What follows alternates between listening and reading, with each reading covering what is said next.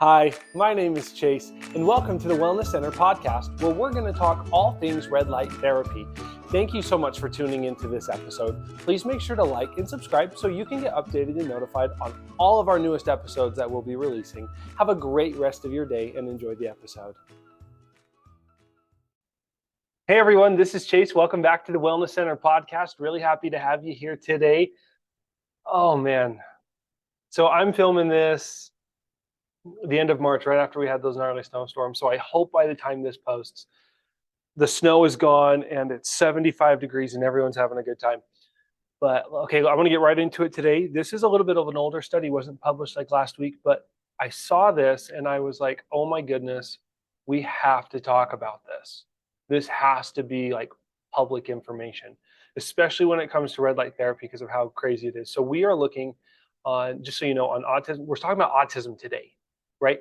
And we're starting off by looking at what autism is. Now, again, I'm looking at my computer, I'm looking at my camera here, but we're on autismspeaks.org, which is an organization obviously for autism. And we're just going to go over what autism is, and then we're going to go over a scientific study, but we're going to go more than just the abstract. We're going to look at a few more things because of how important I think it is. So autism, or autism spectrum disorder, refers to a broad range of conditions characterized by challenges with social skills, repetitive behaviors, speech, and nonverbal communication. According to the Centers for Disease and Control, autism affects an estimated 1 in 36 children in the United States today. 1 in 36. That's significant. Now, we know that there is not one autism, but many subtypes, most influenced by a combination of genetic and environmental factors. Because autism is a spectrum disorder, each person with autism has a distinct set of strengths and challenges. The way in which people with autism learn, think, and problem solve can range from highly skilled to severely challenged. Some people with autism spectrum disorder may require significant support in their daily lives, while others may need less support and in some cases live entirely independently. So it's so broad in what autism is. But check this out.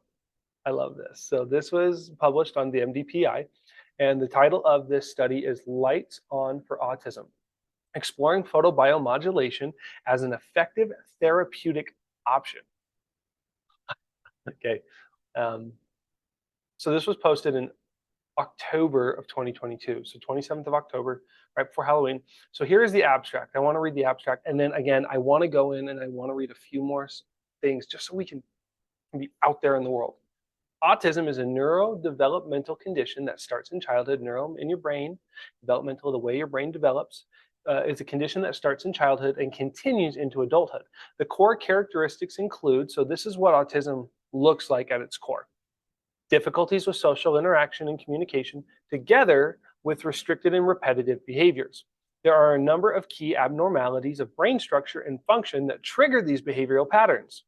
So there are things that are wrong in the brain structure and the function of the brain that trigger those behavioral patterns, including an imbalance of functional connectivity and synaptic transmission, neuronal death, gliosis, and inflammation. In addition, autism has been linked to alterations in the gut microbiome, which, as we know, the gut microbiome is super, super important because your gut health is specifically connected to your brain health. Another little side thing here: food is so important. Food is so incredibly important for that reason. Unfortunately, as it stands, there are few treatment options available for patients. In this mini review, we consider the effectiveness of a potential new treatment for autism. A potential new treatment, not an adjunctive treatment. They're not saying that this is something else. This could help treat autism. This is what this study is saying. Known as photobiomodulation, just another name for red light therapy, the therapeutic use of red to near infrared light on body tissues. This treatment has been shown in a range of pathological conditions to improve the key changes that characterize autism, including the functional connectivity and survival patterns of neurons, the pattern of gliosis and inflammation in the composition of the microbiome. Okay, so let's look at that really quick. The pattern of gliosis and inflammation and the composition of the microbiome. So the gliosis, I believe, are connective receptors in your brain that help everything work and function, but too many of them can cause brain damage. And inflammation and the composition of the microbiome, again, your gut health. So again, your brain can be your gut connects to your brain, and it's all this wonderful circle of life. We highlight the idea that photobiomodulation may form an ideal treatment option for autism, one that is certainly worthy of further investigation, is what this abstract says. So now we're going to scroll down here and we're going to talk about, where are we? Not current treatments. The effects of photobiomodulation in autism. So primary research investigating the safety and efficacy of photobiomodulation in autism has shown promising results. There are several clinical reports using transcranial photobiomodulation, which is basically a headpiece, in people with autism.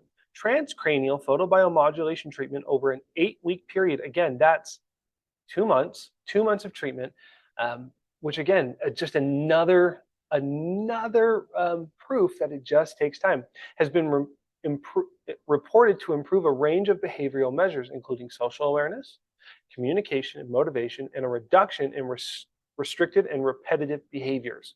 In addition, so beyond just all that amazing stuff, transcranial photobiomodulation treatment for children with autism over a 4-week period reduced irritability and other symptoms.